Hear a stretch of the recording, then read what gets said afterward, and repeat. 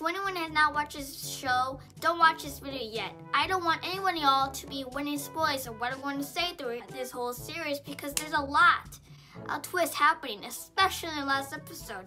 I'm not telling you why though, so watch it and you'll be shocked as I was. Hello everybody, it's me Talia and welcome back to a new video. No, it's not a skit or another vlog, but it's something that came out a month ago on Netflix, and it's called The Woman Across the Street from the Girl in the Window. It's a huge tongue twister, and if you say it 10 times fast, I will be very impressed. I'm going to talk about what's going on through each episode because there's a lot of reasons why I should talk about it, especially in the last episode because I had to stop it multiple times because of what I was witnessing. And I'm going to talk through each episode and give a conclusion and rating how I like the show. So let's get into the video. So we're starting out with the main character, Anna, which shows right off she's making something delicious, and you know what that is? It's a casserole that she dropped because the pot was burning hot and she didn't have gloves on. Do you think you can grab something so hot from the oven to the counter in a matter of seconds? No, absolutely not. You would cry in pain. She's now sitting by the window with 2 frozen ice packs with her hands while she's talking about her husband, saying she's an overthinker and a person who drinks too much and can't get over her past and the fact that she's not cold when she's not even wearing a jacket. You know who's writing all this? Anna, because she's a wine drinker and she basically drinks wine like it's water, and I'm telling you, I don't think you ever caught her drinking water at all. Just wine. That's actually the reason why he left her, and we find out she also has a kid that she's taken to school, but we don't see the kid until you realize her daughter's actually dead. So you just see a mom outside school wearing a robe like she's just got out of bed. While she's out there, her friend Carol talks to her and saying that she is a client that Anna should meet and go on a date with because Carol really wants her to move on, and she'll be pissed if Anna does not go with this dude. But newsflash, Anna doesn't go, and you know who's angry? Carol. Anna, you ruined everything. On the bright side, another family moved in. A kid, a dad, but no wife. So she makes this casserole and heads out. But there's a problem. It's raining, and she has a fear of the rain. So she falls. He catches her, makes sure she's alright, and it's like they're about to become friends.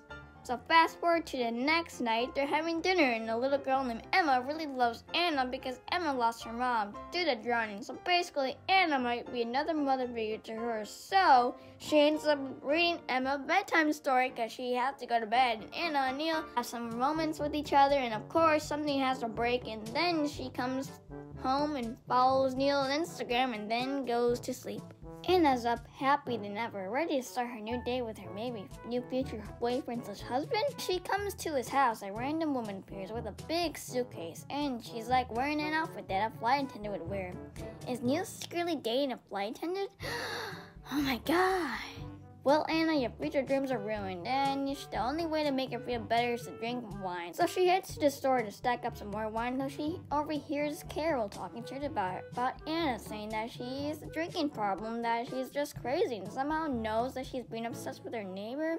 So she heads on home until she sees the girlfriend throwing away the markers that she originally was going to give to Emma, and you wonder, why is the girlfriend throwing away markers? So Anna heads with the car. But not actually. They talked about it. It was because the markers smelled bad. Huh. If they smelled bad, why didn't you just wait until Anna came home and so you can give it back to her?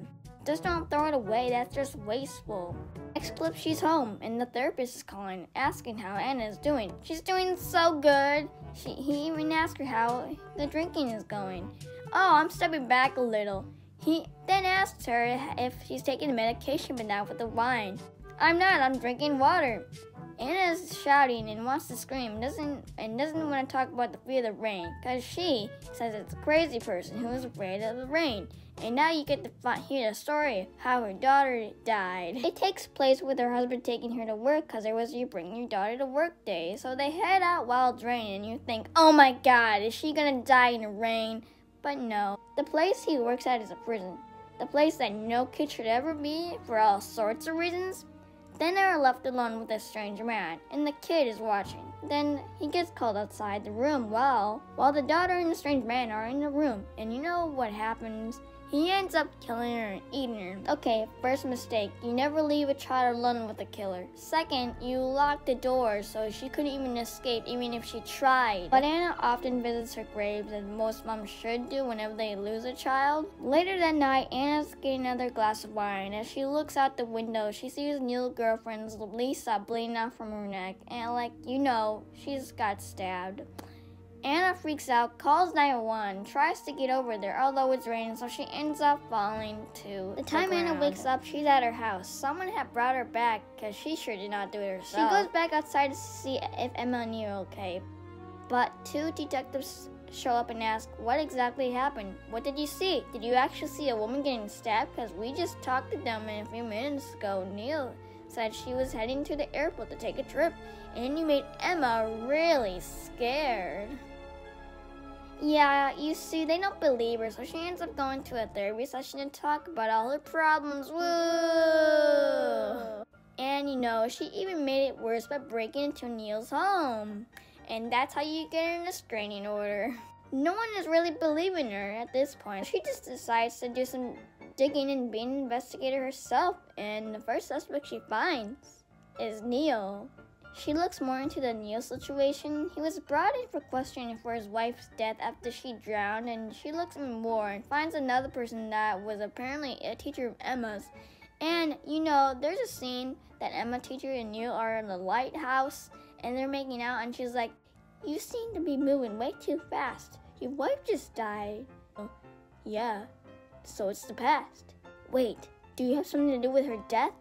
I'm going to the police.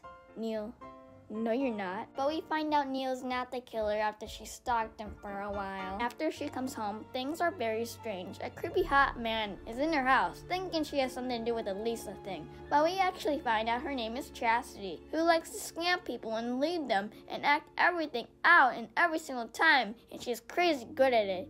In fact, creepy hot guy thinks she did not actually get killed, and it was just an act, and Hot Guy and Anna have the best night doing it every place in the house. We finally have Anna doing good in her life. Yay! But her joy doesn't last long, because the police come and arrest creepy Hot Guy, because he was the one who killed her. A little sus, but okay. At least she fell in love with a bad boy. She's a little scared, but on the bright side, her daughter's birthday was today, so she gave her a casserole that no one will probably eat unless Anna does. And she tells herself she's moving on and she's gonna paint again and ignore everything that's going on. But I guess you can't move on when you get arrested this time, and now you think, did Anna actually kill her? Well, someone did, and now she's in jail sitting on the floor crying, thinking my life is over. But then her friend gets her out of jail and she can continue to figure out what's going on. Anna's freaking out more than usual that she needs to call a therapist because she does not know if she actually killed Lisa or not. And she's freaking out more by seeing red stuff in the attic, which is actually paint, and the fact that her therapist is actually her ex-husband. They are both figuring out who's doing all this and who had Anna's fingerprints all over. Do you think it's the mailbox dude who was actually a killer a long time ago and he just works for them now? Well, you gotta think fast because he's about to head over to Neil's house with a hammer. Anna, save him! Anna's struggling and crawls every inch to get in the house. She finally does, but she sees mailbox dude bleeding out from the floor. Emma calls for help. She runs into the living room, but what she finds is a dead Neil and Emma who's still alive but holding a knife. And that's where you find out the little girl did it all. Her mom drowning because she didn't want another sibling in the house, pushing the teacher off and killing Lisa because she didn't allow her to have candy, and now she's gonna kill Anna, but with a fight that she could have won easily if she didn't get shot. But eventually Anna is saved in the hospital and her friends come and they even ask how she's doing, but her only response is, how are you feeling? Like I was hit by a Mack truck, driven by a 9-year-old. How you feeling? Like I was hit by a Mack truck, driven by a 9-year-old. How are you feeling? Like I was hit by a Mack truck, driven by a 9-year-old. Yeah, literally. But at the end, she has all her friends again, and she's back with her husband, and now you think no more things can go wrong, right?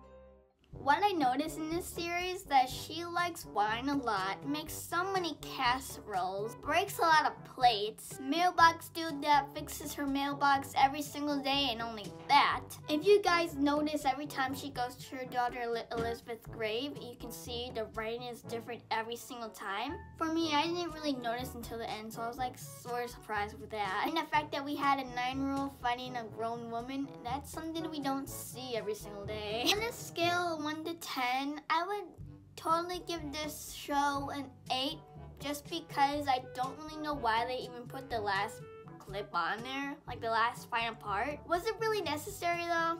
I don't know, but I won't complain about it. Anyways guys, if you like this video, please like, comment, and subscribe for more videos in the future. And follow my social medias all down below. They are in the description, so check them out. And I'll see you guys in the next video very soon, hopefully. Bye!